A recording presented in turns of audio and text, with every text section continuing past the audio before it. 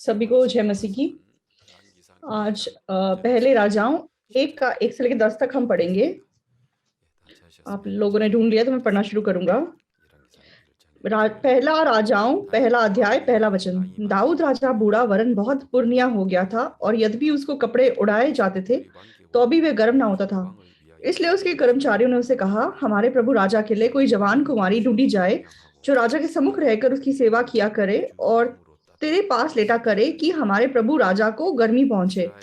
तब उन्होंने समस्त इजरायली देश में सुंदर कुंवारी ढूंढते ढूंढते अबीशक नामक एक शूनेमवासी कन्या को पाया और राजा के पास ले आए।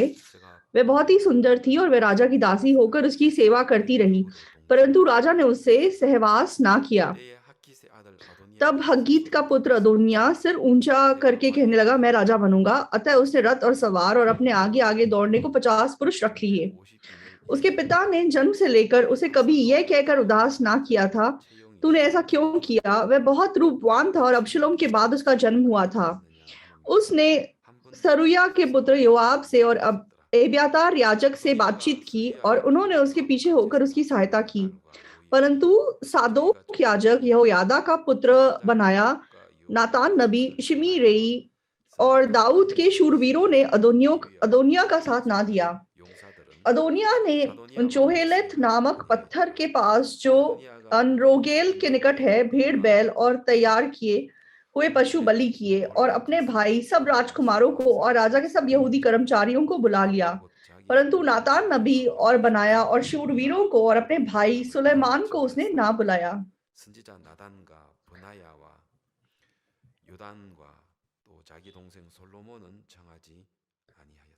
10 तक पढ़ा।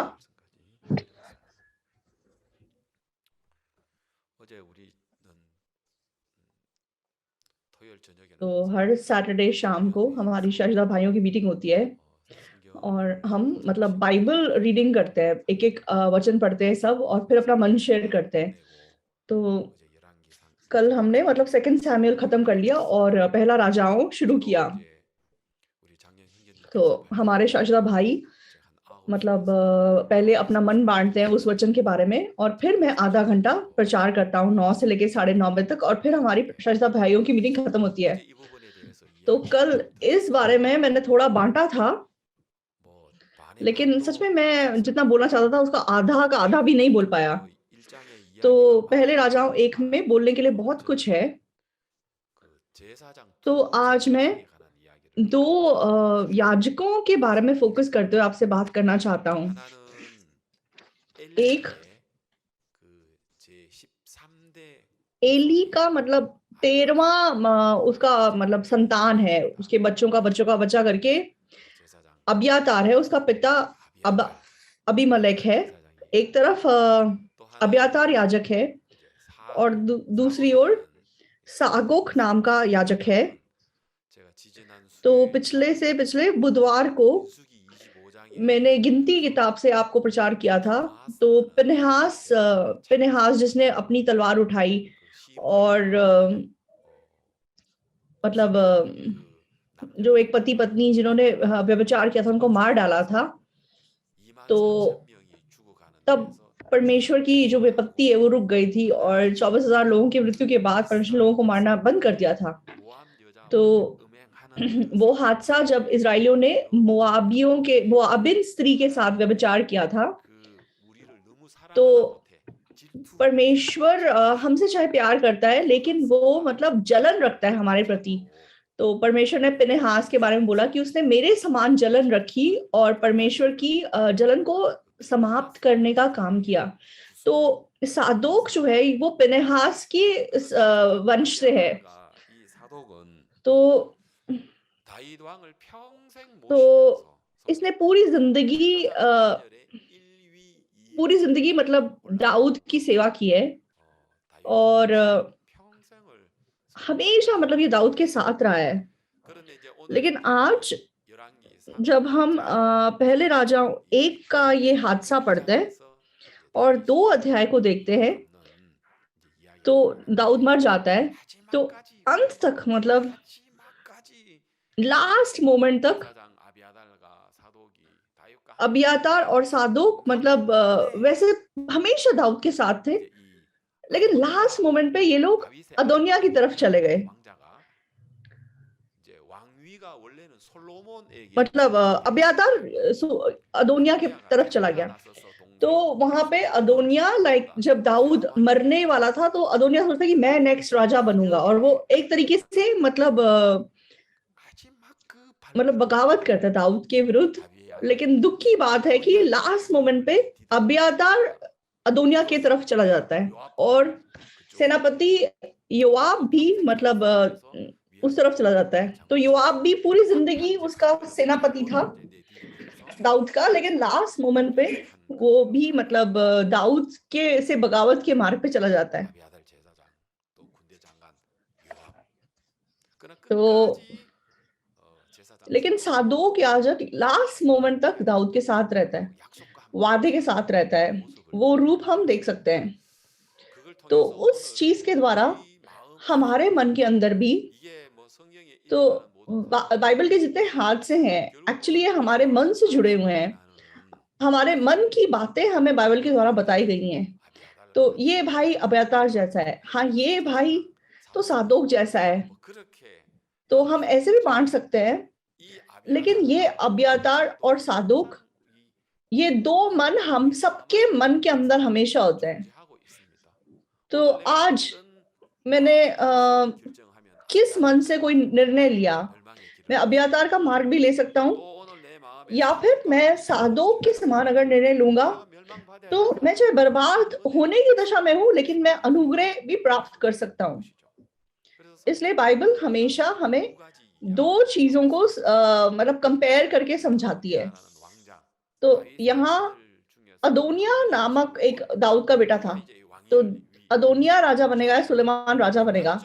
तो परिस्थिति के हिसाब से एक्चुअली 100% चांस अदोनिया का लगता है, तो इंसानी नजरिए से अगर हम देखें। लेकिन परमेश्वर का वादा किसके साथ है? परमेश्वर का वादा सुलेमान के साथ है। तो आज हमारे पास सच में परमेश्वर का वादा देखने की आंखें होनी चाहिए। परिस्थिति कितनी भी एक तरफ फायदेमंद लगे, लेकिन वो परिस्थिति अंत तक फायदेमंद नहीं रहती। अंत तक जो हमारा साथ देता है वो परमेश्वर का वादा है, परमेश्वर का वचन है। तो ये चीज मैं आपको मतलब समझाना चाहता हूँ आज के सर्मन के द्वारा। तो जब हम उत्पत्ति 1 के 1 में देखते हैं तो वहां लिखा है कि आदि में परमेश्वर का वचन, आदि में परमेश्वर ने पृथ्वी आकाश की सृष्टि की, और पृथ्वी बेडौल और सुनसान थी और गहरे जल पर अंधकार छाया हुआ था, और परमेश्वर का आत्मा पानी के ऊपर मंडराता था। परमेश्वर ने कहा उजियाला हो, और उजियाला हो गया। और सबसे पहले परमेश्वर ने जो चीज बनाई वो ज्योति और मतलब उजियाले और अंधकार को परमेश्वर ने अलग अलग किया। एक तरफ उजियाला, एक तरफ अंधकार। तो यहाँ पे उजियाला क्या है? यूहन्ना 1 में जो लिखा हुआ है, तो ये उजियाला कौन है? ये सच्ची ज्योति कौन है? तो ये ज्योति जो एक एक के मन में चमकी, वो ज्योति यीशु मसीह है। तो सबसे पहले उजियाला और अंधियारा जब अलग किया गया, अगर हम यीशु को उजियाला माने और जो भी यीशु मसीह से नहीं है वो सब अंधकार है, अंधियारा है। परमेश्वर ने ज्योति और अंधकार को अलग अलग किया। तो तुम यीशु मसीह को बिलोंग करते हो या यीशु मसीह के बाहर हो, तो कितना भी कोई चीज सुंदर हो, पवित्र हो, देखने में मतलब बहुत अच्छी लगे, लेकिन अगर वो यीशु मसीह से बाहर है तो, और हम उसके पीछे अगर जाएंगे तो हम श्रापित होंगे। तो पिछले हफ्ते मैंने आपको क्या कहते हैं शरण नगर के बारे में बताया था कि जो किसी का गलती से खून कर देता है तो व्यवस्था वैसे बताती है कि आंख के बदले आंख, दांत के बदले दांत। तो मतलब अगर कोई किसी को मारता है तो उसको मरना पड़ेगा। लेकिन अगर किसी को मरना नहीं है, बचना है, और बचना है तो परमेश्वर ने उसके लिए तो यर्दन के इस तरफ और उस तरफ 6 नगर तैयार किए, और चाहे कोई खूनी हो तो जिसने मतलब जानबूझ के किसी का खून नहीं किया है, मतलब गलती से किसी का खून कर दिया है, तो वो शरण नगर में जाके छिप सकता है। तो परमेश्वर ने जो अनइंटेंशनली मतलब बिना जानबूझ के पाप नहीं करता, मतलब खून करता, उसके लिए शरण नगर तैयार करवाए थे। तो हम सब लोग मत्ती 5 में यीशु मसीह ने हमें बताया, तो हमने नफरत किया है, गाली दी है, और हमने अगर किसी को मूर्ख कहा है, तो असलियत में हम परमेश्वर के सामने खूनी हैं। लेकिन जो पाप हमने किया, रोमियो 7 में पौलुस कहता है, उसे करने वाला मैं नहीं, वरन मेरे अंदर बसा हुआ पाप है। तो असलियत में जो मनुष्य पाप करता है, असलियत में वो पाप आदम के द्वारा, क्योंकि हमारे अंदर ऑलरेडी आ चुका है, वो जो दुष्ट आत्मा पाप हमारे अंदर ऑलरेडी आ चुका है, वो पाप हमारे शरीर के द्वारा पाप करवाता है। इसलिए ऐसा लगता है कि हम पाप कर रहे हैं, लेकिन ये पाप असलियत में जैसे कि यहूदा इस्करियोती ने यीशु मसीह को बेच दिया था, लेकिन वचन में लिखा है कि शैतान ने यहूदा के मन में वो सोच डाल दी कि वे यीशु को पकड़ पाए। तो ऐसा लगता है कि यहूदा ने पाप किया, लेकिन असलियत में वो पाप किसने किया है? वो शैतान ने उससे वो पाप करवाया है। इसलिए उस पाप के विषय में तो अगर हम उस पाप के मतलब लॉजिक को समझेंगे, तो मतलब यहूदा को वहां उस पाप में गिनने की जरूरत नहीं है, वो मतलब शरण नगर में जा सकता है। तो बाइबल में अगर हम हमारे पाप के पीछे जो लॉजिक है उसको समझेंगे, तो हम अपने शरण नगर यीशु मसीह में जाके शरण पा सकते हैं, बचाए जा सकते हैं। तो इसीलिए यीशु मसीह जो शरण नगर है वो 2000 साल पहले आया। तो व्यभिचार में पकड़ी गई स्त्री भी उस शरण नगर में जा सकी, सामरी स्त्री भी वहां जाके शरण पा सकी। कोई भी पापी व्यक्ति अगर यीशु नामक शरण नगर में जाए, तो वहां पे वो बचाया जा सकता है, सुरक्षित रह सकता है। लेकिन अगर हम इस प्रिंसिपल को समझेंगे नहीं, तो फिर यहूदा इस्करियोती के समान उसे खुद अपने पाप की जिम्मेदारी उठाने की कोशिश की, इसलिए वो दयनीय रूप से शैतान से धोखा खा के मर गया। तो इसलिए हमें स्पष्ट रूप से अगर हम इस लॉजिक को समझे, तो हम परमेश्वर के सामने धन्यवाद दिए बिना नहीं रह सकते। और सब लोग मतलब उस शरण नगर में प्रवेश कर सकते हैं। यीशु मसीह में वे बिना दंड की आज्ञा के रह सकते हैं। लेकिन लोग सोचते हैं कि हमें अपनी समस्या को खुद सुलझाना पड़ेगा, हमें पाप नहीं करना पड़ेगा, हमें अपने पाप को धोना पड़ेगा, हमें मतलब मन फिराना पड़ेगा, हमें मतलब क्या कहते हैं, जो भी है मतलब पाप को हमें सुलझाना पड़ेगा। जब वो खुद कोशिश करते हैं, तो फिर वो शरण नगर यीशु मसीह में प्रवेश नहीं कर पाते। तो उसमें हम सब, तो हमारा जो पाप है वो हमारे द्वारा नहीं है, आदम के द्वारा है। हाँ, तो कहने का मतलब ये नहीं कि पाप करो और खुश हो जाओ, हाँ मैंने कुछ नहीं किया। मेरा कहने का मतलब है कि पाप के पीछे जो लॉजिक है, जो प्रिंसिपल है, उसको समझिए। तो दाऊद के बारे में जो हम बताते हैं, दाऊद ने उरिया को पकड़ा और मतलब बहुत बुरा पाप उसने किया, लेकिन दाऊद भजन संहिता 51 में साफ क्या बोलता है कि मैं पाप में अपनी माँ के गर्भ में पड़ा, मेरी माँ ने पाप में मुझे उत्पन्न किया। तो वो भी एक्नॉलेज करता है, अपने पाप को एक्नॉलेज करता है, लेकिन वो क्या मानता है कि मैंने ये गलती की इसलिए मैं पापी हूँ, इसलिए ऐसा नहीं है, मैं अपनी माँ की कोख से ही ऐसा पापी पैदा हुआ हूँ, मैं पाप में उत्पन्न हुआ हूँ, इसलिए मैंने ये पाप किया। लेकिन ये पाप भी यीशु मसीह ने क्रूस के ऊपर मेरे धर्म क्षमा किए, मेरे पाप ढांप दिए। धन्य है मनुष्य जिसे परमेश्वर पापी ना गिने। ऐसी गवाही देते हुए दाऊद एग्जैक्टली अपने पाप के विषय में शरण नगर में प्रवेश कर जाता है।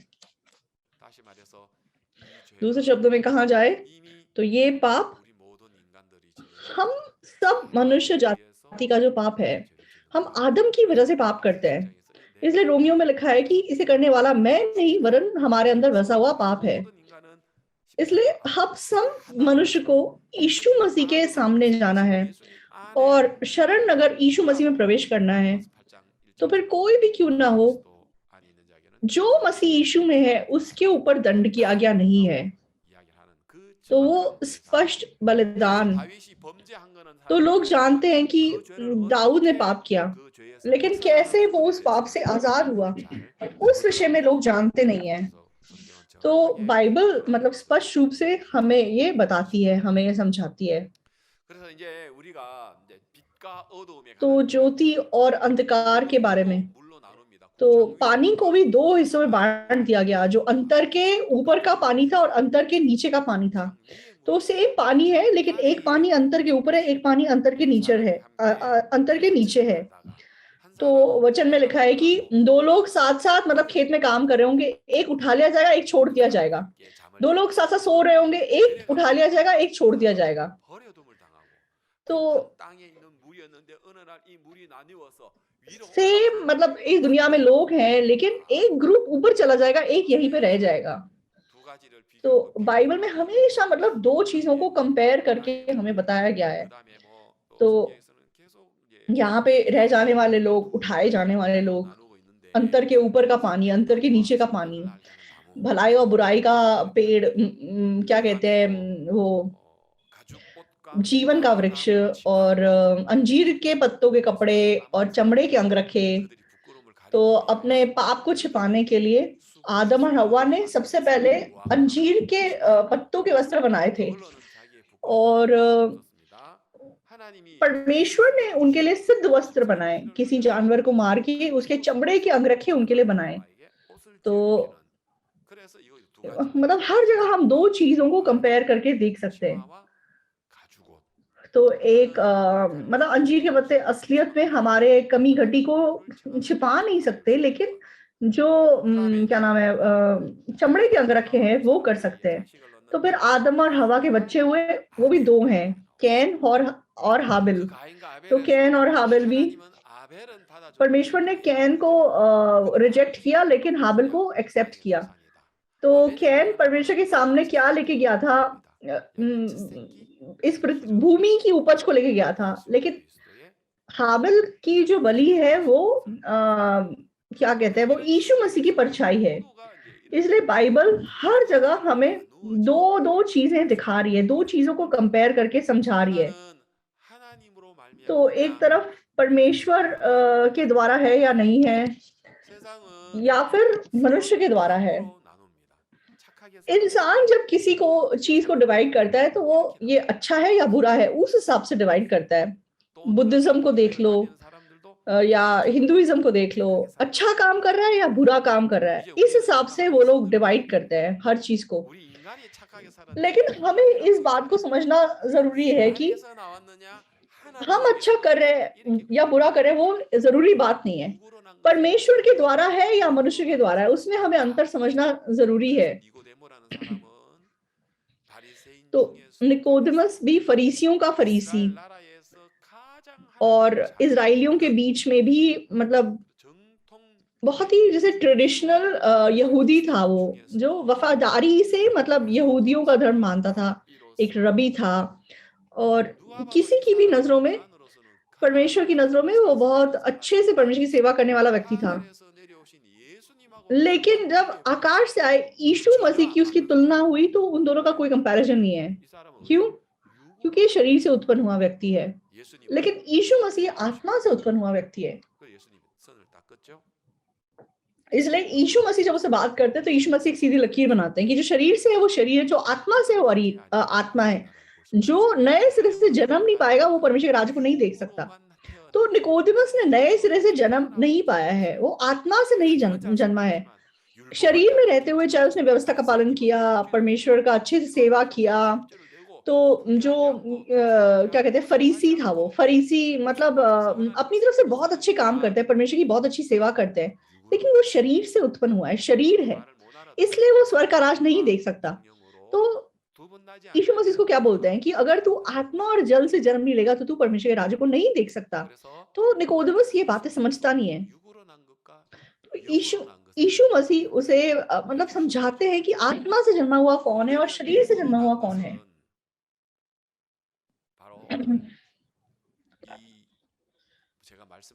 तो आत्मा किसके पीछे चला गया? शरीर की चीजों के पीछे चला गया। तो आज जो मैंने वचन पढ़ा, इसका बैकग्राउंड क्या है? तो दाऊद के 10 बेटे थे। तो अम्नोन, जैसा कि आपको पता है, उसने अबशालोम को के साथ बलात्कार किया, इसलिए उसको उसके भाई ने मार डाला। और अबशालोम दाऊद का जो बहुत महान बेटा था, उसने बगावत की और योआब के हाथों वो मर गया।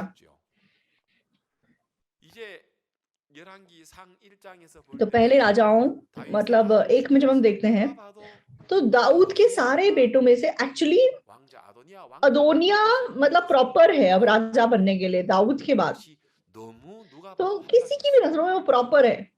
सुलेमान कौन है? सुलेमान, जैसा कि आपको पता है कि दाऊद ने पाप किया और उरिया की पत्नी को मतलब गलत तरीके से उसने अपनी पत्नी बना लिया, इसलिए तो सुलेमान की माँ बत्शेबा है, तो वो उरिया नाम के उसके एक सैनिक की पत्नी है, लेकिन दाऊद ने उसको जबरदस्ती छीन लिया है, अपना बना लिया है। इसलिए सब लोगों के नजरिए में मतलब उसको अच्छा नहीं समझते, यार ये तो दाऊद, ये तो गलत काम किया इसने, ये औरत तो, ये तो इसकी पत्नी नहीं बननी चाहिए थी। तो सबकी नजरों में मतलब सब लोग उसको जज करते हैं। और उसके द्वारा जो पहला बच्चा पैदा वो मर गया और उसके बाद सुलेमान पैदा हुआ, लेकिन लोग सुलेमान को क्या तुच्छ मानते हैं, राइट? कि आप लोग होते तो आप भी तुच्छ मानते हैं, मैं भी शायद ऐसा ही करता। तो आप लोग भी देखते कि सुलेमान वो तो मतलब हाँ वो उस औरत का बेटा है। क्यों? क्योंकि दाऊद और बत्शेबा का जो रिलेशनशिप है वो मतलब जैसे दुनिया एक्नॉलेज नहीं करती, उसको मानती नहीं है कि वो रिश्ता सही है। आप लोग भी ऐसा ही सोचेंगे मुझे लगता है। तो मान लीजिए अगर अदोनिया ना होता तो फिर तो कोई रास्ता नहीं है, चलो अब तो यही बेटा है, अब यही तो राजा बनेगा। मान लो कि इसके अलावा मतलब और कोई बेटा है ही नहीं उसका, तो फिर चलो क्या कर सकते हैं। क्योंकि मतलब यही बेटा बचा है, लेकिन अदोनिया है। और अदोनिया कैसा है? मतलब 6 में उसके बारे में क्या लिखा हुआ है?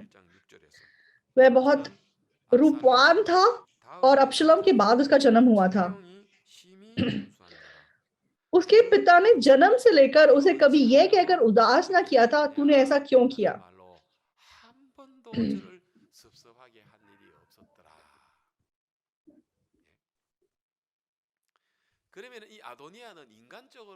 वो इंसानी तरह से देखा जाए तो बहुत परफेक्ट इंसान है ये, मतलब एकदम से जैसे क्या कहते हैं, सही काम करने वाला इंसान है कि ऐसी सिचुएशन में क्या करना चाहिए, सोच समझ के काम करने वाला व्यक्ति है। और मतलब इंसानी तरीके से देखा जाए तो उसमें कोई दोष नहीं है।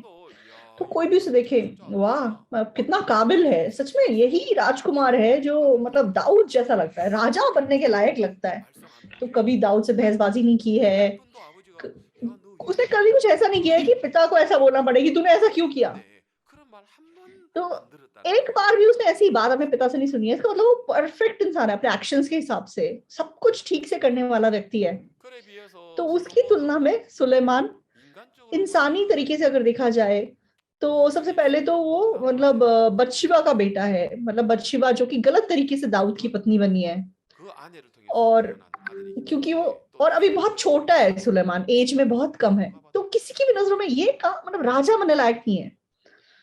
तो ऐसी दशा में हमें कैसी आंखों को रखना है?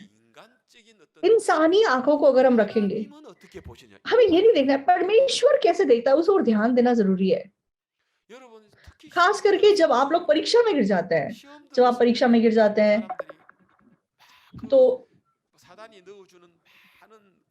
तो लोग मतलब शैतान के द्वारा दी गई बहुत सारी सोच विचार को पकड़ लेते हैं। तो तब आपको क्या समझना है, ये मेरा मन नहीं है, सच में ये पवित्र आत्मा का मन नहीं है, ये शैतान का मन है, ये हम लोग सोच के नहीं देखते हैं। तो हम अपने मन में सिर्फ मतलब अच्छी भली सोच को पकड़ के बैठ जाते हैं।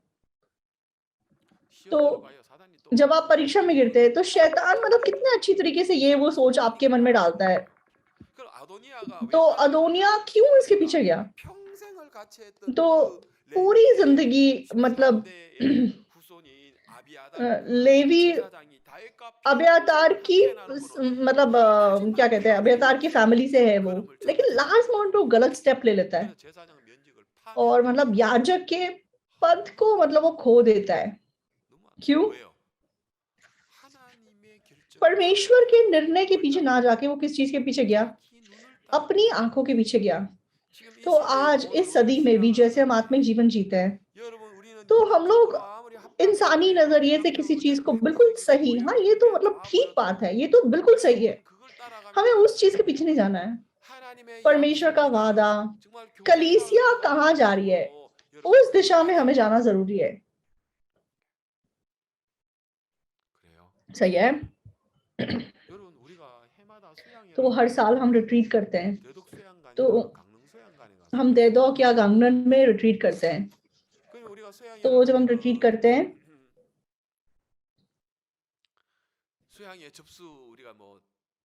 तो जैसे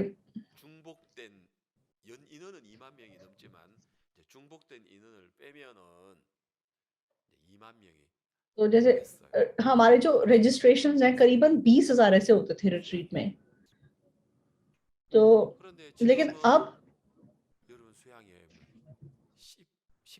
तो रिट्रीट में 1,30,000 लोगों ने रजिस्टर किया।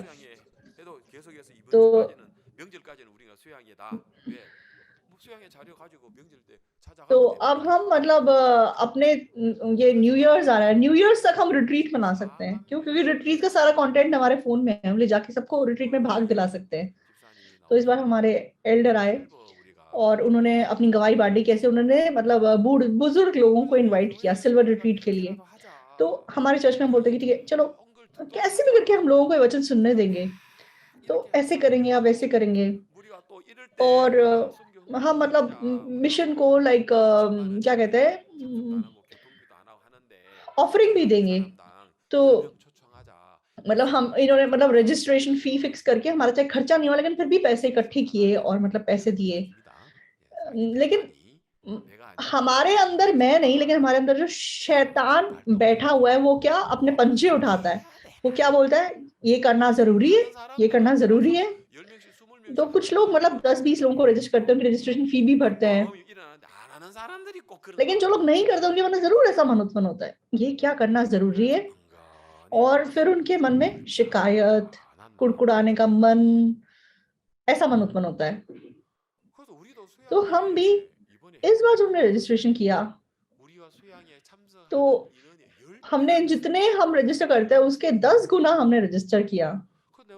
तो यांगिन थे पास्टर से हमने पूछा, उन्होंने मुझसे पूछा, पास्टर आपने इतना रजिस्ट्रेशन फी कलेक्ट किया और आपने इतने लोगों को रजिस्टर किया? मैंने कहा हाँ किया। तो हम लोग चाहे मतलब ऐसे कर रहे हैं, लेकिन अगर हम रिट्रीट के लोगों को इनवाइट कर रहे हैं तो मेरी पत्नी को बोला कि, मैंने बोला कि तुम भी इनवाइट करो। तो हम मतलब पर्सनली भी लोगों को इनवाइट कर रहे थे। अगर हम ऐसा ना करें तो मतलब ऐसे ही रिट्रीट खत्म हो जाएगी। तो पूरा मन डाल के कलीसिया ने साथ साथ काम किया।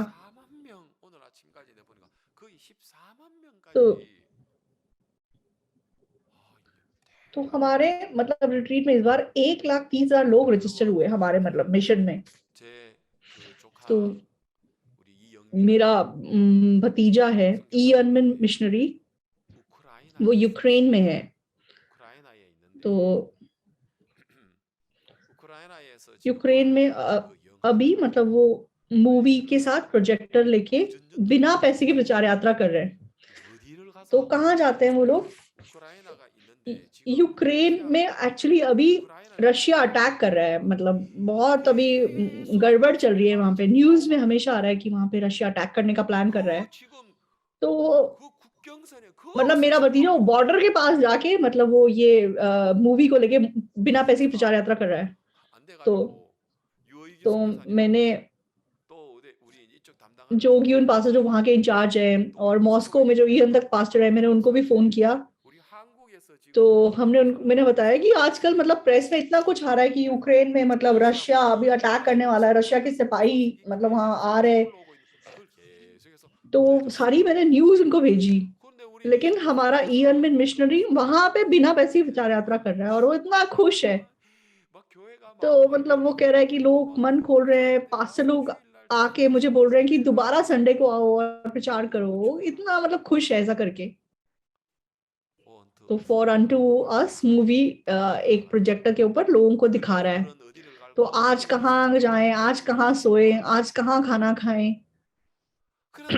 लेकिन फिर गवाही मतलब किसी चर्च ने उनको इतना अच्छा कमरा दिया, इतना अच्छा खाना दिया, फिर वो वही सब फोटोज खींच के भेज रहा है। तो मैं भी बिना पैसे की प्रचार यात्रा पे गया हूँ, लेकिन अब ईएमएन मिशनरी इतना मतलब खुश है बिना पैसे की प्रचार यात्रा करके।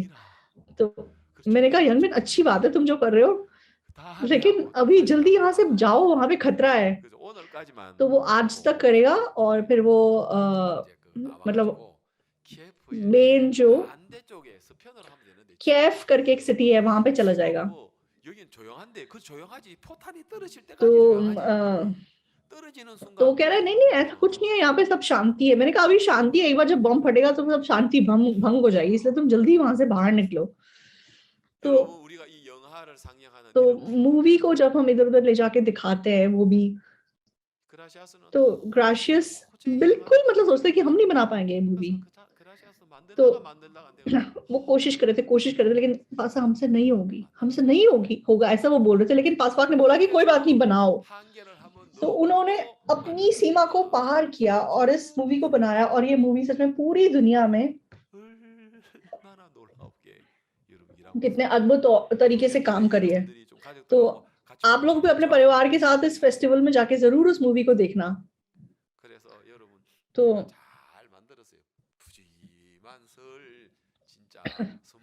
तो हमने मतलब बहुत अच्छा न्यू ईयर्स गिफ्ट बनाया है वो मूवी फॉर अनटू अस। तो जो पास्टर ने रिट्रीट में प्रचार किया, और जो हमारी शिमोन भाई की स्टोरी, और मतलब जो भी हमारा जो हमारा म्यूजिकल है, वो सारा मतलब हमारा गिफ्ट है। हमें आपको सिर्फ वो गिफ्ट जाके अपने परिवार के पास खोलना है और उनको देना है।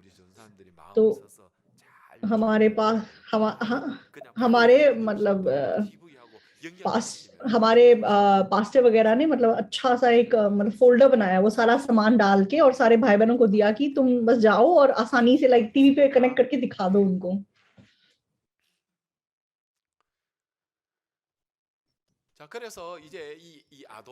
तो इसीलिए अगर हम अदोनी और सुलेमान को मतलब कंपेयर करेंगे, तो अगर मैं होता तो मैं भी अदोनिया का साइड लेता। क्यों? इंसानी नजरों से अगर देखा जाए तो किसी की भी नजरों में उसमें कोई दोष नहीं है। सुलेमान मतलब इंसानी तरीके से देखा जाए तो मतलब सुलेमान तो बहुत कमजोर लगता है राजा बनने के लिए। तो परमेश्वर मतलब अदोनिया अगर नहीं होता तो परमेश्वर सुलेमान को राजा बनाता, तो बात अलग थी। इतना महान अदोनिया राजा बनने लायक व्यक्ति है, तो क्यों परमेश्वर सुलेमान को राजा बना रहा है? तो जैसे तो दाऊद ने जैसे बत्शेबा को जबरदस्ती से अपनी पत्नी बनाया है। मतलब दाऊद सुलेमान को राजा बनाने की कोशिश कर रहा है, ऐसा बिल्कुल नहीं है। परमेश्वर की इच्छा है कि सुलेमान राजा बनेगा। तो एक बार हम पहला इतिहास 22 अध्याय देखेंगे। ये मतलब दाऊद ने उसको बत्शेबा का बेटा मैं राजा बनाऊंगा, दाऊद की डिटर्मिनेशन या दाऊद की इच्छा इसमें बिल्कुल भी शामिल नहीं है। पहला इतिहास 22 का 6 हम देखेंगे। फिर उसने अपने पुत्र सुलेमान को बुलाकर इज़राइल के परमेश्वर यहोवा के लिए भवन बनाने की आज्ञा दी। ये बात मतलब दाऊद मरने से पहले ये सब बातें सुलेमान को बता रहा है। दाऊद ने अपने पुत्र सुलेमान से कहा, मेरी हार्दिक इच्छा तो थी कि अपने परमेश्वर यहोवा के भवन का एक भवन बनाऊं, परंतु यहोवा का यह वचन मेरे पास पहुंचा, तूने लहू बहुत बहाया और बड़े बड़े युद्ध किए हैं, इसलिए तू मेरे नाम का भवन ना बनाने पाएगा, क्योंकि तूने भूमि पर मेरी दृष्टि में बहुत लहू बहाया है। देख, तुझसे एक पुत्र उत्पन्न होगा जो शांत पुरुष होगा, और मैं उसको चारों ओर के शत्रुओं से शांति दूंगा। उसका नाम सुलेमान होगा, और उसके दिनों में मैं इज़राइल को शांति और चैन दूंगा। वही मेरा नाम का भवन बनाएगा, वही मेरा पुत्र ठहरेगा, तो मैं उसका पिता ठहरूंगा, और उसकी राजगद्दी को मैं इज़राइल के ऊपर सदा के लिए स्थिर रखूंगा। 저가 내 이름을 위하여 전을 건축할지라. 저는 내 아들이 되고 나는 저의 아비가 되어 그 나라 위를 이스라엘 위에 굳게 세워 영원까지 이르게 하리라 하셨나니 내 아들아 여호와께서 너와 함께 अब हे मेरे पुत्र, यहोवा तेरे संग रहे, और तू कृतार्थ होकर उस वचन के अनुसार जो तेरे परमेश्वर यहोवा ने तेरे विषय कहा है उसका भवन बनाना। अब यहोवा तुझे बुद्धि और समझ दे और इज़राइल का अधिकारी ठहरा दे, और तू अपने परमेश्वर यहोवा की व्यवस्था को मानता रहे।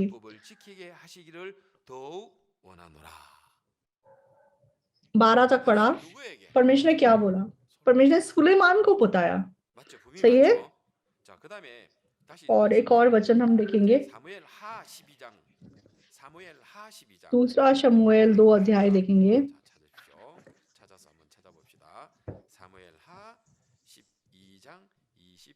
दूसरा शमूएल 2 이때가 언제냐면은 다윗이 이제 바세바를 이제 범했고 우리아를 죽이고 나단 선지자가 와서 막 다윗 선지 지적하고 दूसरा शमूएल 12 देखेंगे। दूसरा शमूएल 12 का 24। 그리고 이제 그 두 사람 사이에 있는 아기가 이제 तो 죽는 이야기거든요. ये मतलब जब दाऊद और बतशेबा का बच्चा मर जाता है उस बारे में बताया गया है। तो दाऊद और बतशेबा के बीच में जो बच्चा पैदा हुआ मर गया। तो उसके पास परमेश्वर क्या बोलते हैं? तब दाऊद ने अपनी पत्नी बतशेबा को शांति दी और वह उसके पास गया, और उसके एक पुत्र उत्पन्न हुआ, और उसने उसका नाम सुलेमान रखा। वह यहोवा का प्रिय हुआ, और उसने नातान भविष्यवक्ता के द्वारा संदेश भेज दिया, और उसने यहोवा के कारण उसका नाम यदिद्या रखा। यदिद्या का मतलब क्या होता है? परमेश्वर जिसे प्यार करता है, यहोवा का प्रिय। तो हमारी नजरों में तो दाऊद ने मतलब बतशेबा के द्वारा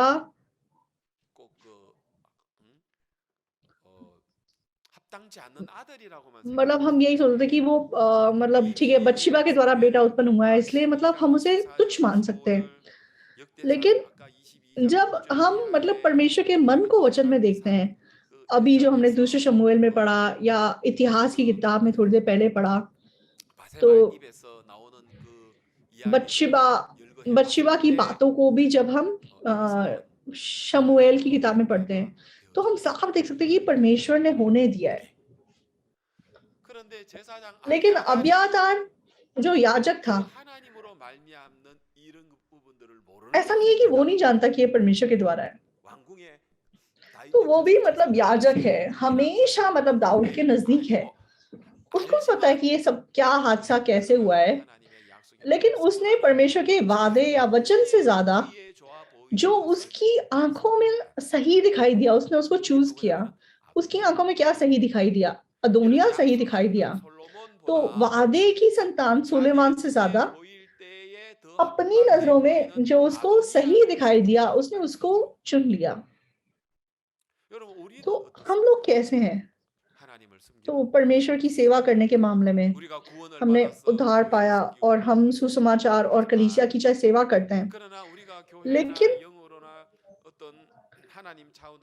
परमेश्वर की इच्छा के अनुसार अगुवाई करने की बजाय जो हमारे शरीर के हिसाब से हमें सही लगता है, हम उसके पीछे जाते हैं। 그래서 इसलिए 결국 आज 이 아비아달 अब्यातार जो याजक है 사독 और 제사장이 दूसरी ओर सादोक याजक है, 이 엘리의 तो 집에 여러분 알다시피 एली के 엘리가 परिवार में, 여러분 जैसा कि आप जानते 제사장으로 हैं कि एली 이스라엘 जब याजक था, 제사장으로서 사사로서 वो 있었지 मतलब 않습니까? न्यायाधीश था, 근데 여러분 लेकिन 엘리가 또 아들 एली के बेटे थे 피느하스도 होमनी 죽고 पिनेहास, 엘리도 और वो मर गए, 뛰어내려가서 और 목을 एली भी नीचे गिर के मर गया, 그 다음에 그 और उसकी जो 며느리가 बहू थी, 아이를 उसका बच्चा 가지고 पैदा हुआ 그 और फिर वो मर 하나님의 गई, 섭리가 और परमेश्वर का याजक का संदूक 막 छीन लिया गया। 그 तो 어려운 बहुत 상황 मतलब मुश्किल परिस्थिति थी एली के टाइम पे, 그 상황에 राइट। 그죠? 그 तो 엘리의 ये एली 집안에서 के परिवार से 하나님의 कौन उत्पन्न 백성을 हुआ? 이제 엘리의 13대 후손 एली का 그 13वां 아비아달의 वंश 집이죠. में कौन उत्पन्न हुआ है? वो 근데 अब्यातार है। 하나님이 이 엘리의 तो 집에 परमेश्वर ने 대해서는요 경고한 것이 एली के 있습니다. परिवार के बारे में 그 부분을 शुरुआत से लेके एक चेतावनी दी हुई है। 사무엘상 2장입니다. तो पहला शमूएल 2 अध्याय देखिए आप दोबारा से। 사무엘상 2장에서 이제 तो पहला शमूएल 2 में मतलब ये वचन लिखा हुआ है।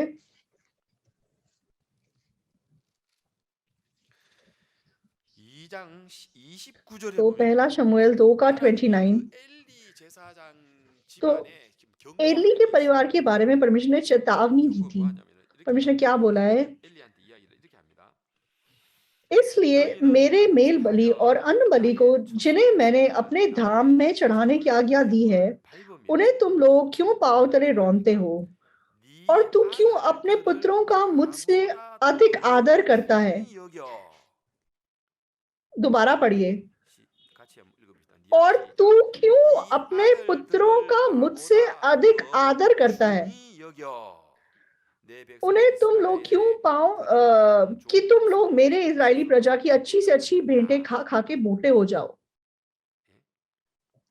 उसके बाद 30, इसलिए इजराइल के परमेश्वर यहोवा की ये वाणी है कि मैंने कहा तो था कि तेरा घराना और तेरे मूल पुरुष का घराना मेरे सामने सदैव चला करेगा, परंतु अब यहोवा की वाणी ये है कि यह बात मुझसे दूर हो, क्योंकि जो मेरा आदर करे मैं उनका आदर करूंगा, और जो मुझे तुच्छ जाने वे छोटे समझे जाएंगे।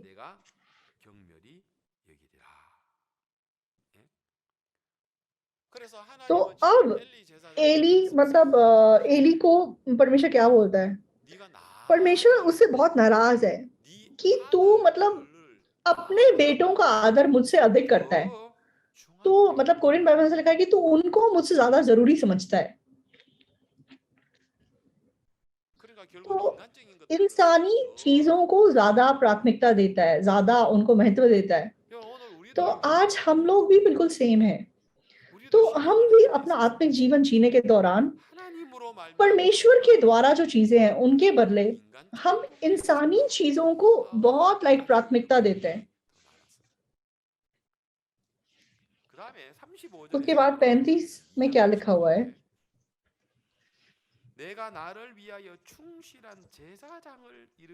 और मैं अपने लिए एक विश्वास योग्य याजक ठहराऊंगा जो मेरे हृदय और मन की इच्छा के अनुसार किया करेगा, और मैं उसका घर बसाऊंगा और स्थिर करूंगा, और वह मेरे अभिषिक्त के आगे आगे सब दिन चला फिरा करेगा। तो यहाँ मैं अपने लिए एक विश्वास योग्य याजक ठहराऊंगा। तो विश्वास योग्य याजक ठहराऊंगा जो मेरे हृदय और मन की इच्छा के अनुसार किया करेगा। तो विश्वास योग्य याजक, उसका मैं घर बसाऊंगा और उसके घर को मैं स्थिर करूंगा। तो यहाँ पे मैं विश्वास योग्य याजक ठहराऊंगा और वो मेरा हृदय और मेरे मन की इच्छा के अनुसार करेगा, और मैं उसका घर बसाऊंगा, और वह मेरे अभिषिक्त के सामने आगे आगे सब दिन चला फिरा करेगा। तो ये बाइबल का वचन मैंने इसको किससे कनेक्ट किया? तो ये जो सादोक याजक है, ये किसकी संतान है? ये पिनहास की संतान है, पिनहास के वंश से है। हारून की संतान के आगे मतलब गिनती किताब गिनती 25 देखेंगे।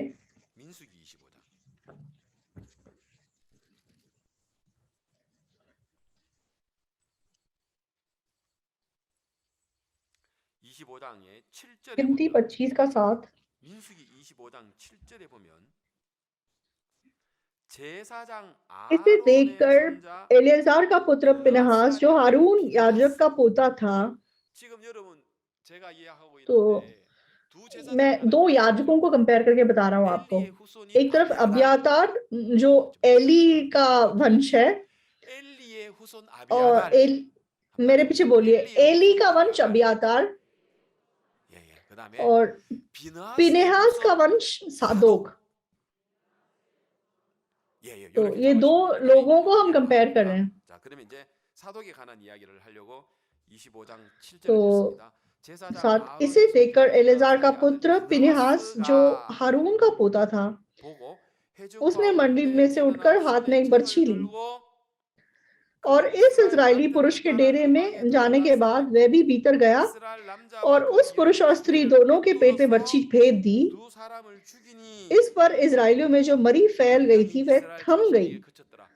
और मरी से 24,000 24,000 मनुष्य मर गए। 만일 이 तो मान लो 비느하스 अगर 쳐들어와서 पिनहास 이렇게 बर्छी 하겠으면 उठाकर इन 24,000이 दोनों को ना 아니라 मारता तो 수천, 24,000 ही नहीं 많은데 लाखों लोग मर जाते। 24,000 तो 명대에서 24,000 लोगों के 창을 찔러가지고 मरने से 죽인 पहले 거예요. लाइक उसने बर्छी से मार दिया उन दोनों को जिन्होंने पाप किया, इसलिए परमेश्वर की मरी मर गई। 죽은 자가 तो उसके बाद 9 में लिखा हुआ है कि उस मरी से 24,000 여호와께서 मनुष्य 모세에게 मर गए। तब 명령하라. यहोवा ने मूसा से कहा, 제사장 아론의 हारून 손자 याजक का 엘라살 पुत्र 아들 इलेआजार का पुत्र पिनहास, 비느하스가 जिसे 나의 इज़राइल के 성읍 बीच 시로를 मेरी सी 인도하여 जलन 이스라엘 उठी, उसने 자손들을 मेरी 나의 जलजलाहट को उन पर से 하여 यहाँ तक 진심으로 दूर 그들을 किया है 심판하지 않게 कि मैंने 하였노라. जलकर उनका अंत नहीं कर 그러므로 डाला। 말하라. 내가 इसलिए तू 그에게 कह दे कि मैं उससे 평화의 शांति की 언약을 वाचा 주리니. बांधता हूँ। ये वादा है उसके वंश के लिए। 그다음 13 13절 같이 읽읍시다. और वह उसके लिए 너와 और उसके 그 बाद उसके 후손에게. वंश के लिए। 그 후손이 उसका 누구겠어? वंश कौन है? उसका वंश आज सादोक है। 그죠? 예. 그 और वह उसके लिए और 후손에게 उसके 바라보는 बाद उसके वंश के लिए 영원한 सदा 제사장의 के याजक 언약의 पद की वाचा 언약이라. होगी। आमीन। 아멘. 그래서 결국은 이 तो 사독에게는 सादोक 어떤 게 के लिए 있냐면 परमेश्वर ने क्या तैयार किया है? 아론의 그 손자 तो हारून का 엘라살의 그 बेटा 아들, 예? मतलब 뭡니까? 비느하스의 पिनहास का बेटा, 그 하나님에게 और 약속하신 जो 그 वाचा 하나의 उसके 언약이 साथ 있고 बांधी गई थी 제사장의 영원한 वो 제사장의 직분의 언약이 있기 때문에 सादोक के साथ है। 사독은 तो इसीलिए 형편적으로 보는 아도니아 쪽으로 곁길로 अदोनिया के मार्ग पे नहीं जाता है। 보기에 영 아닌 जो 교회는 आंखों से 솔로몬 दिखाई 쪽으로 नहीं दे रहा 걸을 수 वो 있었던 सुलेमान 거죠. की तरफ जा सका। 약속 따라 क्यों? क्योंकि वो 걸어가는 वादे के अनुसार बढ़ सका, वादे की दिशा में जा सका। आप समझ रहे हैं? 여러분 오늘 우리가 구원을 तो 어떻게 हमने 받았습니까? उद्धार कैसा पाया? 받았습니까? कैसे पाया? हमने हमारी अच्छाई भलाई की वजह से पाया है या वादे की वजह से पाया है? 우리가 तो हमने 그러나 वादे की 오늘 वजह से 교회를 पाया 가는 है। 사람들도 तो 약속 आज चर्च जाने वाले 내가 लोग 착하게 살아야 됐다는 그 वादे 생각이 से ज्यादा 훨씬 더 मुझे 커요. अच्छा करना पड़ेगा इस बात पे ज्यादा जोर देते हैं। 사단이 그걸 शैतान ने मतलब लोगों के मन में वो चीज डाल दी 오늘 है। 내가 어렵게 된 것은 तो आज मैं धर्मी 내가 बना, आज 거룩하게 मैं 된 पवित्र 것은 बना, 내가 मैंने 그냥 नए सिरे से जन्म पाया, 그 तो वो 약속으로 वाचा के द्वारा है, वादे के द्वारा है, वाचा पे विश्वास करने की वजह से है। लेकिन लोग वाचा से ज्यादा मैं कितना अच्छा हूँ, मैं कितना भला हूँ, मैं कितना व्यवस्था का पालन अच्छी तरह कर रहा हूँ, मैं कितने अच्छे से 10 आज्ञाओं को मान रहा हूँ। तो आज तक भी कितने लोग चर्च जाने के बावजूद अपनी लगन, अपनी मेहनत, अपनी कोशिश को ज्यादा जरूरी समझते हैं, उसको ज्यादा प्राथमिकता देते हैं। लेकिन वो किस दिशा में जाना है? वो एली की दिशा में जाना है, बर्बादी की दिशा में जाना है। 결국은 그 तो 엘리의 그 육을 향하는 그 눈을 가진 제사장 अबियातार जो एली के वंश से था, 마지막에는 결국 अंत में निर्णायक समय पे वो अदोनिया की तरफ चला गया। 오늘 우리 तो 앞에 आज हमारे सामने 인간적으로 완벽한 इंसानी नजरों से दिखाई देने वाली मतलब एक सिद्ध दुनिया है, अदोनिया जैसी दुनिया। हाँ, ये परफेक्ट है राजा के लिए, यही राजा बनना चाहिए। 여러분 तो योआब भी उस तरफ चला जाता है क्योंकि लोगों की नजरों में वो दिशा परफेक्ट है। लेकिन सुलेमान मतलब अभी तो छोटा है, मतलब बत्शीबा का बेटा है, सही नहीं लगता वो राजा बनने के लिए। लेकिन वादे के द्वारा परमेश्वर का वादा जो है वो सुलेमान के साथ है, वो सुलेमान की ओर है। 여러분 내가 죄를 तो 짓는 मैं 이유가 पाप 아무리 करता हूँ, मैं 내가 कितना भी अपने आप को 멋져 देखूँ, 보입니까? मैं पापी दिखाई देता हूँ या 죄인처럼 धर्मी दिखाई देता हूँ आपकी नज़रों में? 암만 हम 나를 कितना 봐도 भी खुद की ओर 죄인처럼 देख लें, हम 보이지는 पापी हैं, हम 못해요. धर्मी कैसे हो सकते हैं? 죄인처럼 보이잖아. तो हम 암만 कितना 봐도 भी 우리가 믿음 있는 사람처럼 अपनी 보이죠. ओर 믿음 있는 देखें तो 사람처럼 हमें 보이죠. लगता है कि हमारे पास 믿음 विश्वास 있는 नहीं 사람처럼 है। 보이잖아요. 그런데 लेकिन 말씀은 वचन क्या 뭐라고 बोलता है? 이야기합니까? वादा 약속은 क्या 뭐라고 बोलता 합니까? है? क्या बोलता है? 제가 한 절만 एक ही चढ़ावे के द्वारा उन्हें जो पवित्र किए जाते हैं, उसे सर्वदा के लिए सिद्ध कर दिया है। 영원히 온전히. सर्वदा के लिए सिद्ध कर 그리고 दिया है। 우리는 믿음이 없는 तो 것처럼 हमें 보여도 लगता है कि 주님은 हमारे पास 온전한 믿음을 विश्वास 우리에게 नहीं है, 이 लेकिन 선물로 परमेश्वर ने सिद्ध 주셨어요. विश्वास हमें वरदान के रूप में दे दिया है। 뭐 내가 믿음이 हाँ, मेरे पास 없다, विश्वास नहीं है, 믿음이 मेरा विश्वास 약하다, कमजोर 믿음이 है, मेरा 느리다, विश्वास 믿음이 डगमगा रहा है, मेरा विश्वास आधा है, ऐसा 아니에요. नहीं है, ये झूठ है। 우리의 तो 병기는 육체가 हमारा जो हथियार है वो शरीर नहीं है, वो पवित्र आत्मा है। 우리는 진짜 तो 온전한 걸 हमें सिद्ध 받았어요. चीज ऑलरेडी दे 오늘날 दी गई है। 교회가 흘러가는 교회가 तो 전부 다 आज 의롭게 सारे चर्च किस दिशा में 믿음이 जा रहे हैं? व्यवस्था की दिशा में। 그다음에 मतलब हमें पवित्र बनना पड़ेगा, हमें सिद्ध बनना पड़ेगा, हमें अच्छे बनते जाना है, हमें मेहनत करते जाना है। लेकिन हमारा चर्च ऐसा नहीं बोलता है। 우리는 믿을 때 तो 이 हमने जब विश्वास किया, उस 온전한 पल हम सिद्ध हो गए। 완전한 जो 영원한 कंप्लीट है, जो परफेक्ट है, 우리가 वो 우리에게 धार्मिकता हमें ऑलरेडी दे दी गई है। 제가 한 절만 एक ही चढ़ावे के द्वारा 영원히 온전케 जो पवित्र किए जाते हैं, उन्हें सर्वदा के लिए सिद्ध कर दिया गया है। 영원히 하신 तो सर्वदा के लिए सिद्ध 믿음으로 किया 시작했다 किए 말이에요. हुए विश्वास से हमने शुरू किया है। हमें वहां तक पहुंचना ऐसा नहीं है। 근데 이게 인간적으로 꼭 तो 솔로몬 इंसान की रूप देखा जाए तो सुलेमान के समान है। 성화주의는 꼭 और 아도니아 ये 같은 पवित्र बनना है, वो 너무 शिक्षा जो है वो 진짜 अदोनिया की तरह 막 लगती है। 그 हाँ, परफेक्ट राजा बनने लायक है, लगता है कि यही राजा बनेगा। 너무 좋아 보이는 게 뭐가 मतलब हाँ, पवित्र बनना चाहिए, मेहनत से, पाप करके, अंगीकार करके, मतलब मेहनत करके, अच्छा जीवन जी के, भलाई करके, अच्छे से परमेश्वर की सेवा करके, 너무 तो वो 좋아 보여. मतलब 너무 सही लगता है, वो 합당하게 बात 보여. सही लगती है। लेकिन परमेश्वर का वादा क्या है? परमेश्वर का वादा, मैं सर्वदा के लिए सिद्ध हूँ, मेरे अंदर कोई दोष नहीं है। तो असलियत में मैं दोष से भरा हुआ हूँ, पाप से भरा हुआ हूँ। लेकिन परमेश्वर मुझे कहता है कि तुम सिद्ध हुए, तुम सर्वदा के लिए सिद्ध हो। तो ये थोड़ा सुलेमान जैसी बातें लगती हैं, थोड़ा सा मतलब क्या है, ये कैसे हो सकता है, मतलब ये कैसे राजा है? अदोनिया राजा के रूप में ज्यादा सही लगता है, ज्यादा परफेक्ट लगता है। समझ रहे हैं? तो गिनती 25 में, तो अभी हमने खोल के रखा हुआ है, 25 के 1 में क्या लिखा है? इज़राइल शितीम में रहते थे और वे लोग मोआबी लड़कियों के संग कुकर्म करने लगे।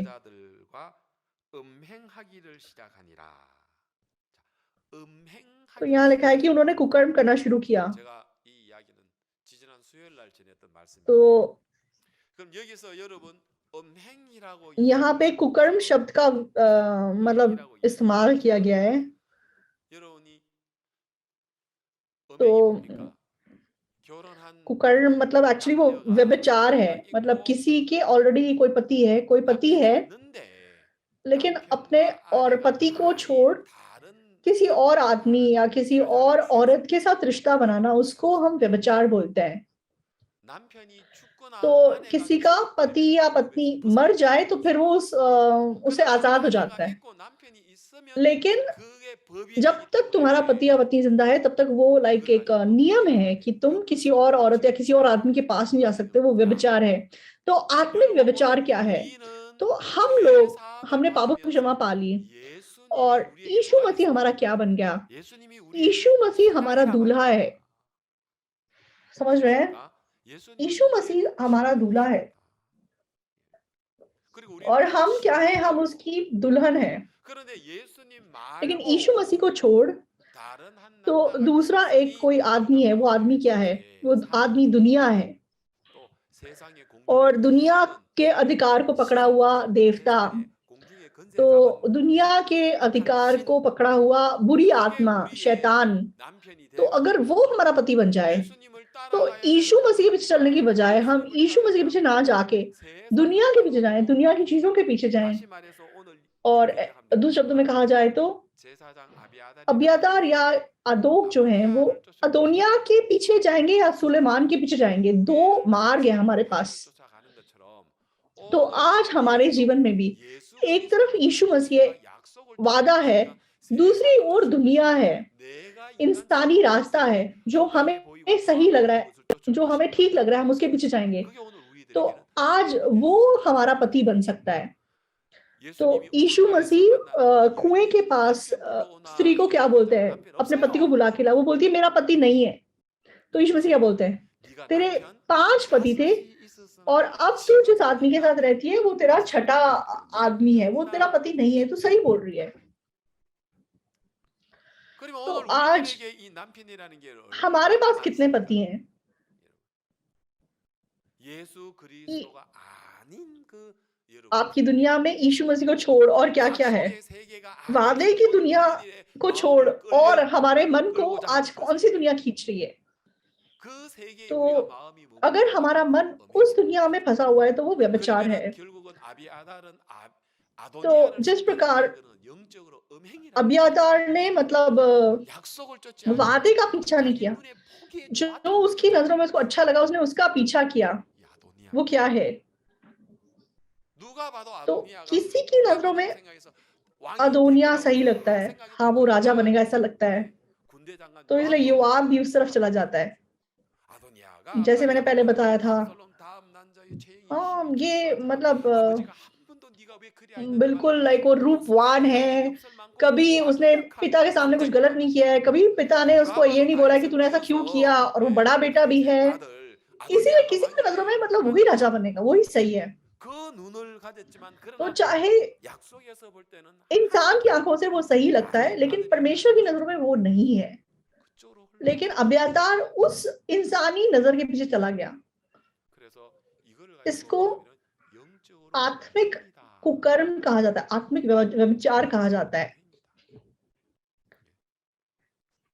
결국은 이제 2절에 तो 보니까 그 2 여자들이 में क्या लिखा है, 그 और जब उन 신들에게 स्त्रियों ने 제사할 उन 때 लोगों को 백성을 अपने 좋아하여 देवताओं के यज्ञों में 섬기고 그 नेवता 신들에게 दिया, 전함으로 तब वे लोग 이스라엘이 खाकर उनके देवताओं को 바알포르에게 दंडवत करने लगे। 충성하니라. यों इज़राइली बाल-पोर देवता को पूजने लगे। 결국은 तब यहोवा का 결국은 कोप 그 इज़राइल पर 신들은 भड़क 모함을 उठा। 하게 되고 결국은 그 तो 여자들은 इन 이스라엘을 मोआबी लड़कियों 속여서 ने क्या किया कि 바알을 섬기고 इज़राइलियों को 하나님을 बाल-पोर 신뢰하고 देवता की पूजा करने के लिए 따라가는 बनाया। मतलब अब दूसरे देवताओं की ओर उनका मन मोड़ लिया। 4장 4절에 याकूब की किताब 세상과 4 के 4 में क्या लिखा है? 간음하는 여자들이요 세상과 벗된 것이 하나님과 वहाँ 원수가 लिखा है 되는 कि 것이라. क्या तुम नहीं जानते कि संसार से दोस्ती करना मतलब परमेश्वर से शत्रुता करना है?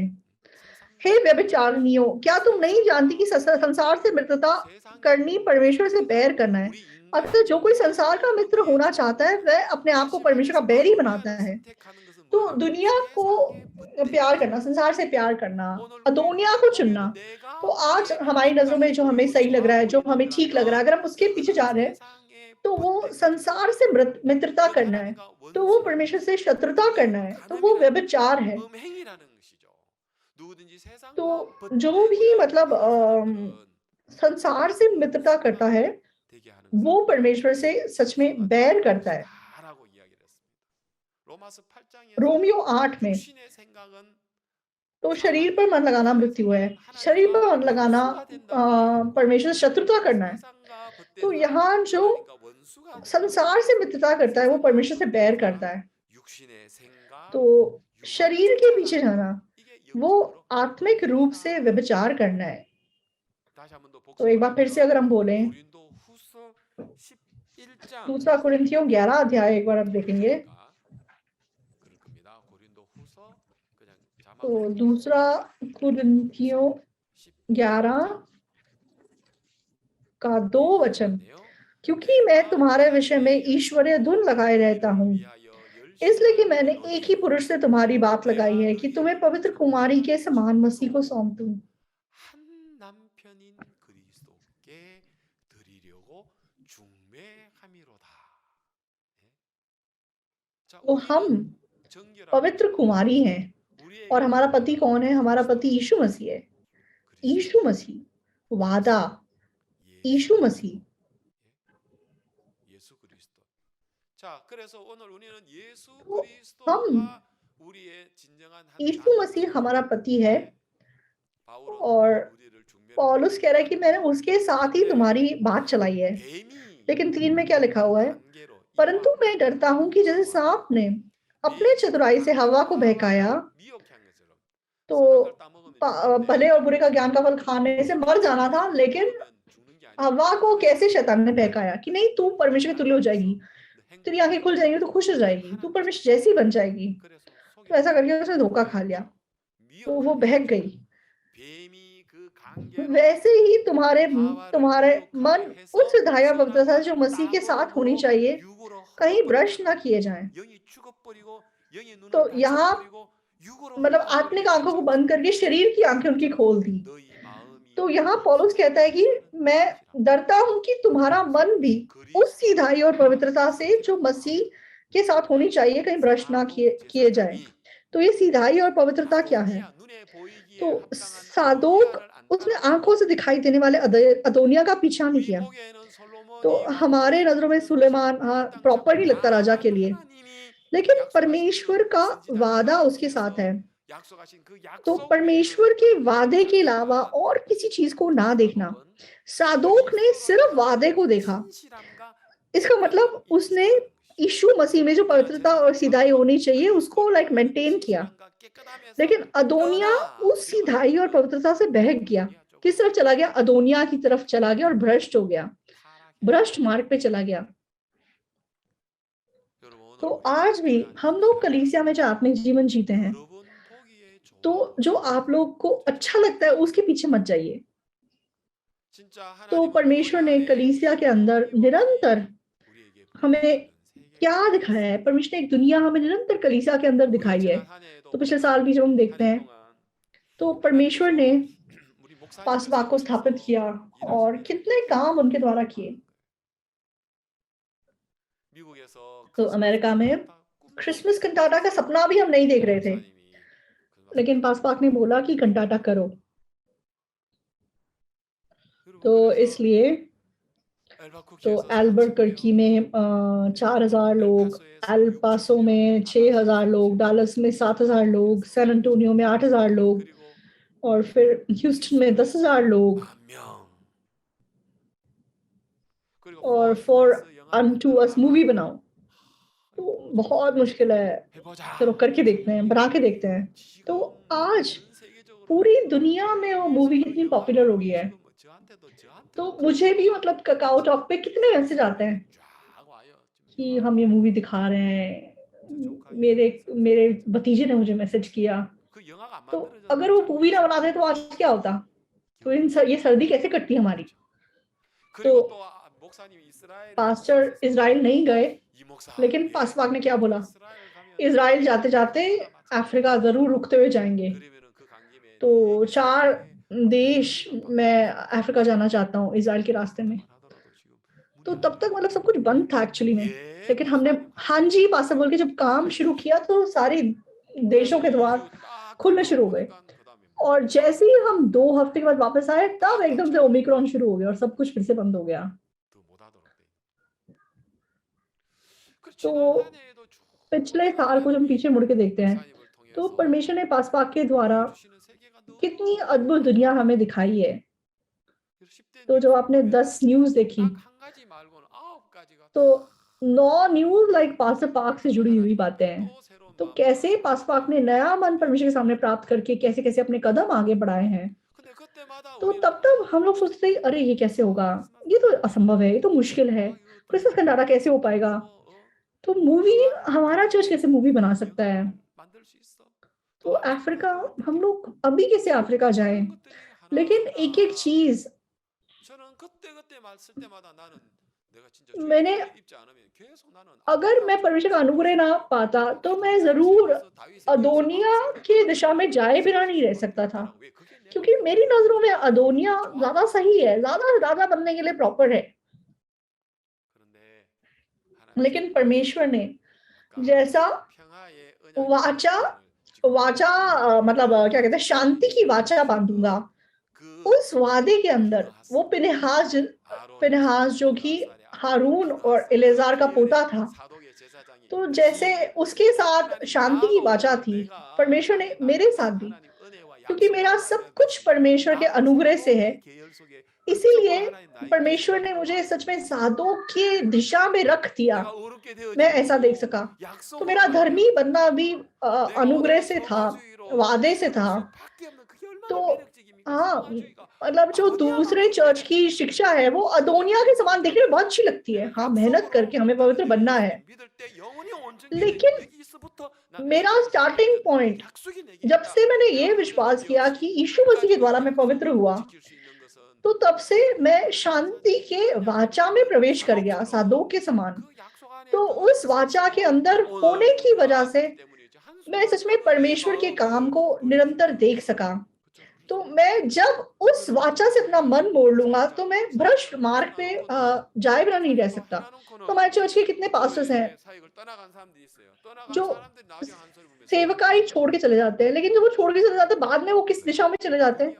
पवित्र बनना पड़ेगा, करना पड़ेगा, उस दिशा में चले जाते हैं। तो क्योंकि अदोनिया इंसान की नजरों में उतना सही दिखाई देता है, तो अब्यातार या योआब जैसे लोग जो पूरी जिंदगी दाऊद के साथ थे, वो अदोनिया की तरफ चले जाते हैं। तो अब्यातार का पिता कौन था? अहीमलेक था। तो अहीमलेक ने क्या किया था? जब शाऊल राजा का टाइम था, जो उसने दाऊद को हेल्प किया था, उसको मतलब पानी भी दिया था, खाना भी दिया था, और उसको गोलियत की तलवार दी थी। इसलिए शाऊल ने कितने सारे याजकों को तब मरवा दिया था। मतलब अहीमलेक ने उस हद तक दाऊद का साथ दिया था। तो अब्यातार भी था और वो भाग के बच गया था। तो ऐसा अब्यातार जो मतलब जिसने इस हद तक परमेश्वर का अनुग्रह पाया, लेकिन निर्णायक समय पे वो अब्यातार की तरफ मतलब वो अदोनिया की तरफ चला गया। तो दोस्तों, संसार के लोग कैसे भी रहते होंगे, हम मसीही लोग, उद्धार पाए हुए मसीही, हमें दुनिया की बहुतायत के पीछे नहीं जाना है, उनके पैसे के पीछे नहीं जाना है, उनकी रीतियों के पीछे नहीं जाना है। तो आज हमने गिनती में मोआबिन स्त्रियों के साथ व्यभिचार के बारे में पढ़ा था। वो मोआब क्या है आप जानते हैं? मोआब लूत की बेटी और लूत के द्वारा उत्पन्न हुई संतान है। तो जब सदोम और गमोरा लाइक नाश हुआ था, तो लूत की पत्नी मर गई थी। तब उसकी जो बेटियां हैं वो गुफा में लूत के साथ चले जाती हैं, और वो क्या बोलती हैं? हम भी मतलब संसार की रीति से हमारे पास भी संतान होनी चाहिए। इसलिए वो अपने पिता को शराब पिला के साथ सो जाती हैं, और उसके द्वारा जो संतान उत्पन्न होती है वो मोआब और अम्नोन है। तो संसार की रीति के पीछे चलना कुकर्म है, व्यभिचार है। तो मैं सच में ऐसे उस चीज को कनेक्ट कर सका। तो गिनती 25 में फिर से लाइक वो मोआबिन स्त्रियां इस्राएलियों से व्यभिचार कराती हैं। तो आजकल भी मतलब हमारे सभी में हम कैसे बोल सकते हैं? दुनिया में जो हमें आंखों के हिसाब से सही लगता है, दुनिया की रीति के पीछे जाना, दुनिया के रिवाजों के पीछे जाना, तो वो व्यभिचार करना है, मोआब के पीछे जाना है। तो ऐसा मन मुझे वचन पढ़ने के समान महसूस हुआ। तो आज जो मेन स्क्रिप्चर्स हमने पढ़े, मेन वचन हमने पढ़ा, उसको फिर से हम देखेंगे। पहले राजाओं 1 अध्याय,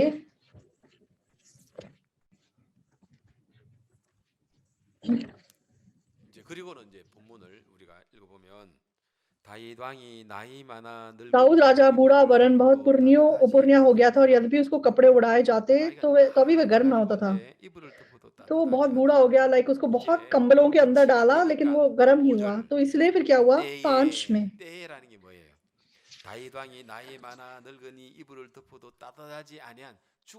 मतलब उसके मरने का टाइम हो गया, वो बहुत बूढ़ा हो गया। और उसके बाद 5 में क्या लिखा है? तब हगीत का पुत्र अदोनिया सिर ऊंचा करके कहने लगा, मैं राजा बनूंगा। अतः उसने रथ और सवार और अपने आगे आगे दौड़ने को 50 पुरुष रख लिए। तो हगीत का पुत्र अदोनिया उसने क्या किया? अपने आप अपना सिर ऊंचा करके कहने लगा, मैं राजा बनूंगा। किसी ने नहीं बोला कि वो राजा बनेगा, वो खुद बोलने लगा कि मैं राजा बनूंगा। और अपने लिए उसने रथ और सवार और अपने आगे दौड़ने 50 पुरुष रख लिए। 저는 압살롬의 उसके 사망을 पिता के जन्म से लेकर उसे कभी ये 말씀드렸습니다. कहकर उदास ना किया था, 당신이 तूने ऐसा क्यों 어찌하여 किया? वह 그리하였느냐 बहुत 하는 말은 रूपवान था 한 और 번도 अबशलोम 그를 के बाद उसका जन्म 섭섭해하게 हुआ था। 한 일이 없었더라. 자, तो 그다음 साथ 7절 उसने सरुआ 아도니아가 के पुत्र योआब से 스루야의 आ들 और 요압 अब्यातार याजक से बातचीत 군대 की। 장관입니다. तो योआब क्या है? वहां सेनापति है। 군대 और 장관입니다. 예. नेक्स्ट अब्यातार याजक।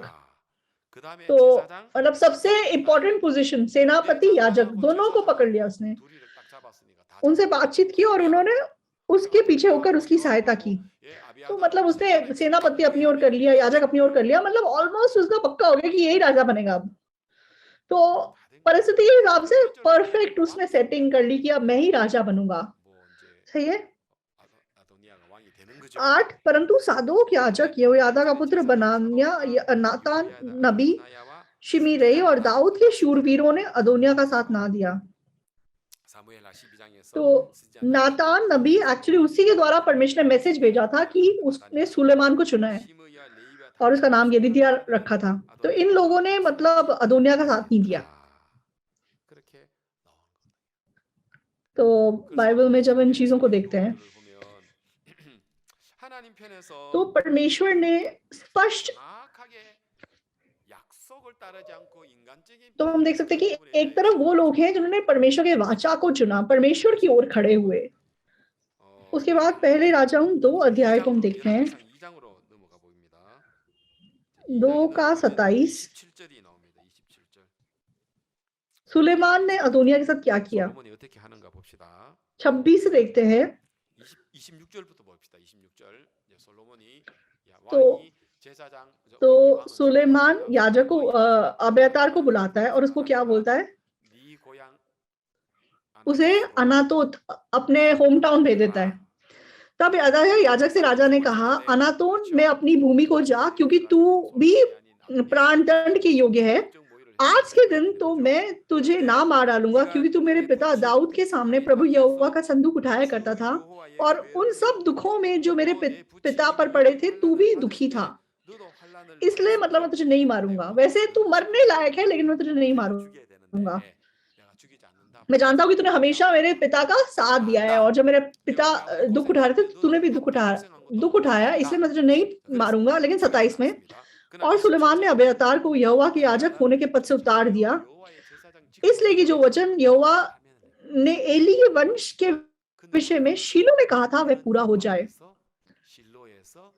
तो यहाँ क्या लिखा है कि एली के वंश के साथ जो परमेश्वर ने बोला था उस वचन को पूरा किया। मैंने वो आपको पहला शमूएल 2 में थोड़ी देर पहले पढ़ के सुनाया था, परमेश्वर ने इसके वंश के बारे में क्या बोला था, एली के वंश के बारे में। तो परमेश्वर ने जो शीलो के विषय में कहा था वह पूरा हो जाए। तो जिस दिशा में एली गया, जिस दिशा में एली के बेटे गए, तो परमेश्वर ने एली की क्या गलती बताई थी कि तू अपने बेटों का आदर मुझसे ज्यादा करता है, तो तू मुझे तुच्छ मानता है, इसलिए मैं भी तुझे तुच्छ मानूंगा। तो मैंने पढ़ के सुनाया था आपको पहला शमूएल 2 में।